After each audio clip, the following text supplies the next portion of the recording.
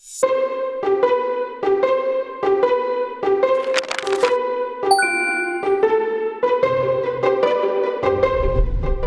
kaalaman po. Ninyo ba napapansin minsan pag nasa kalsada kayo, may mga signages tayong nakikita. At bawat signages na yon, merong mga kulay na ginagamit.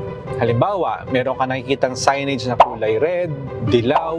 Pag napunta ka naman ng airport o kaya sa NLEX, madalas mo nakikita kulay green na signage at minsan meron pang kulay blue. Ano kaya ang ibig sabihin ng mga signages na yan? Alamin po natin.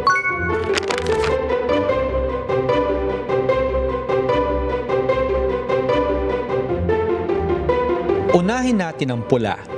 Nakita nyo na ba ang mga stop signs o traffic lights na pula? Ang kulay na ito ay para sa danger o babala. Sinasabi nitong stop muna, pag-isipan at mag-ingat.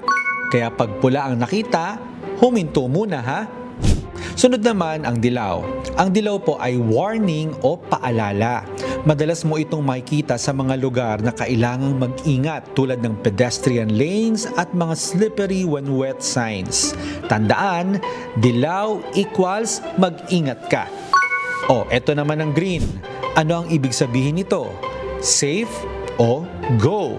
Kaya sa mga exit signs o emergency exits, green ang ginagamit para mabilis niyang makita kung saan ligtas na dumaan. Tandaan, green means safe. At panghuli, ang asul. Madalas po itong makita sa mga signs sa airport, bus terminals o mall. Bakit kaya? Kasi ang blue ay para sa information o mga bagay na nagbibigay na gabay, tulad ng mga direksyon, kung saan ang CR o waiting area. Kaya pag nakita mo ang asul, basahin agad para alam mo ang gagawin. Ngayon po, alam na natin kung ano ang ibig sabihin ng mga kulay na yan. Hindi lang pala yan basta mga palamuti, kundi meron pong mahalagang ibig sabihin na ang primary concern ay ang kaligtasan ng mga pasahero, mga pedestrian at mga tao na makakakita ng mga signages na yan.